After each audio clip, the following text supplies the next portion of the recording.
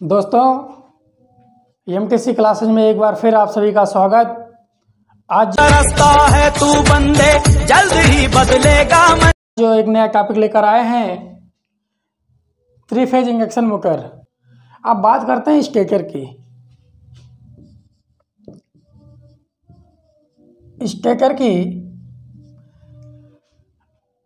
Stator एक स्थिर रहने वाला भाग होता है।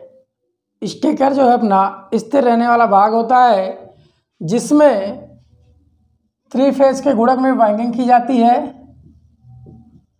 3 फेज के गुणक में वाइंडिंग की जाती है और जो तीनों वाइंडिंग होते हैं एक दूसरे से 120 डिग्री के एंगल पे होते हैं।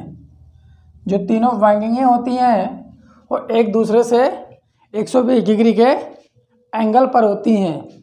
अब बात करें, ये आपका हो गया स्टेटर और ये हो गया आपका रोटर। अब रोटर और स्टेटर के बीच में जो फ्लक्स का ट्रांसफ़र होता है, ये परिणामी फ्लक्स जो होगा वो होगा 1.5 φm।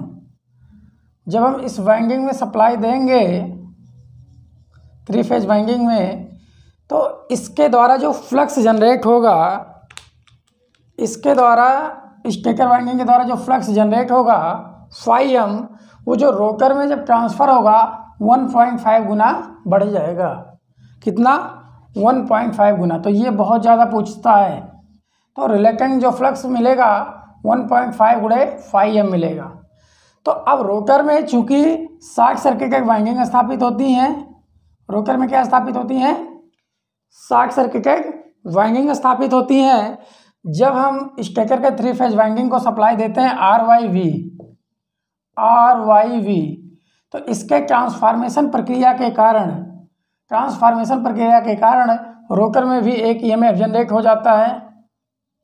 रोटर में एक EMF जनरेट हो जाता है और वह EMF, क्योंकि रोटर में वाइंडिंग जो स्थापित किए गए हैं वो शॉर्ट सर्किटेड वाइंडिंग है।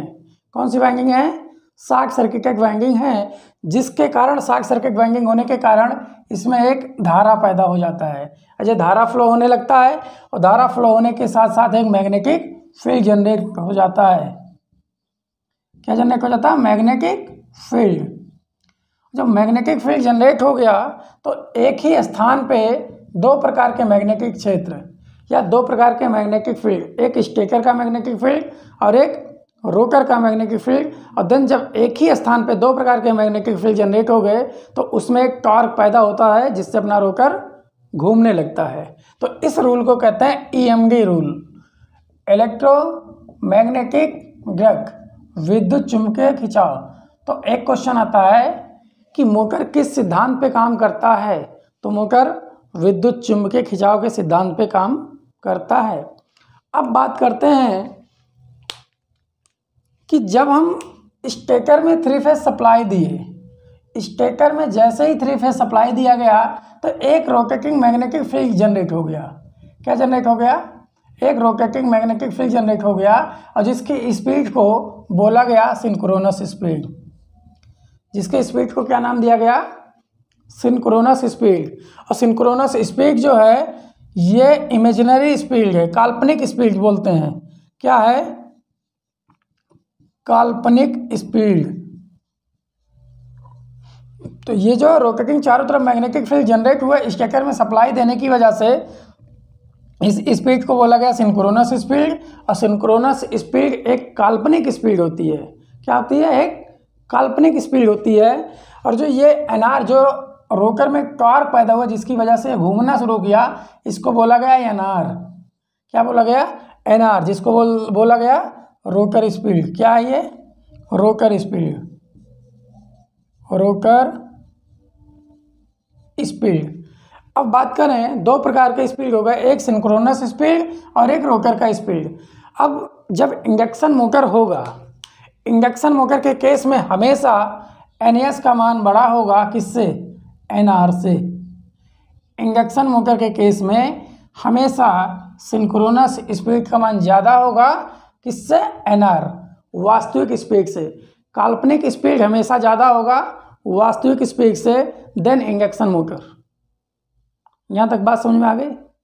अब आगे, अब इन दोनों के अंतर को, जो काल्पनिक स्पीड और रोकर स्पीड के अंतर को बोला गया एब्सोल्यूट स्लिप। क्या बोला गया? Absolute slip.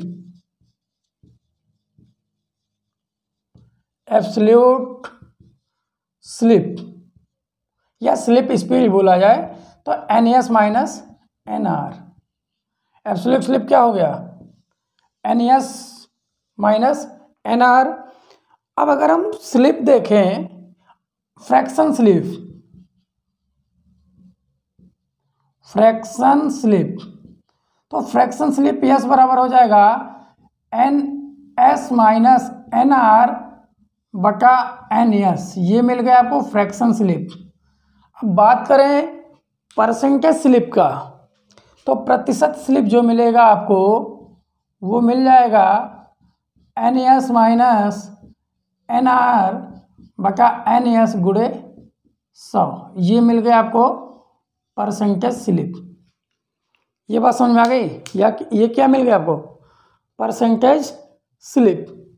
अब आगे बात करें एक रोकर स्लिप और सप्लाई फ्रीक्वेंसी स्लिप। अब बात किया जाए, एक फार्मूला और है, जो रोकर फ्रीक्वेंसी बराबर स्लिप गुणे सप्लाई फ्रीक्वेंसी। बहुत इंपॉर्टेंट है ये संबंध बहुत इंपॉर्टेंट है। डायरेक्ट फार्मूला पूछ लिया जाता है। डायरेक्ट फार्मूला यह पूछा जाता है कि सप्लाई फ्रीक्वेंसी और रोकर फ्रीक्वेंसी में संबंध क्या है, या रोकर फ्रीक्वेंसी अपान सप्लाई फ्रीक्वेंसी बराबर क्या होगा, या स्लिप का मान क्या होगा। तो स्लिप का मान यहाँ से हमें मिल जाएगा यस बराबर रोकर फ्रीक्वेंसी अपान सप्लाई फ्रीक्वेंसी। बहुत इंपॉर्टेंट है, यहाँ से डायरेक्ट क्वेश्चन पुटअप हो जाता है कि सप्लाई फ्रीक्वेंसी का फार्मूला क्या है, या रोकर फ्रीक्वेंसी सप्लाई फ्रीक्वेंसी से किस प्रकार संबंध रखता है। तो जो रोकर फ्रीक्वेंसी है ये डायरेक्टली इनडायरेक्टली क्या है? स्लिप पे निर्भर कर रही है। इसलिए रोकर फ्रीक्वेंसी बराबर S गुणे F।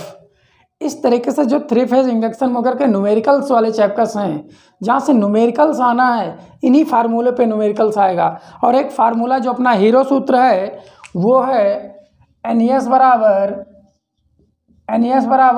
120 F अपान P। बहुत हीरो सूत्र है, इंपॉर्टेंट है। डायरेक्ट फार्मूला आएगा या एक न्यूमेरिकल आएगा, बोल देगा कि 2 पोल और फ्रीक्वेंसी 50 एक जगह है तो सिंक्रोनस स्पीड क्या होगा।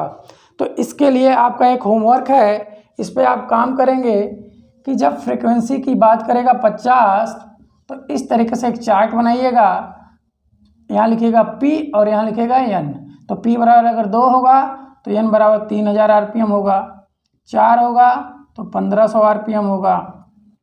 तो इस तरीके से आप आगे 6 पोल का क्वेश्चन मार्क ये अपना लगा लीजिएगा। इस तरीके से एक चार्ट अपना तैयार करिएगा जिससे एग्जाम में डायरेक्ट आप लगा सकें, यहाँ से कन्फ्यूजन क्रिएट आपके लिए ना हो। अब इसके बाद हम बात करेंगे टॉर्क की अगले वीडियो में।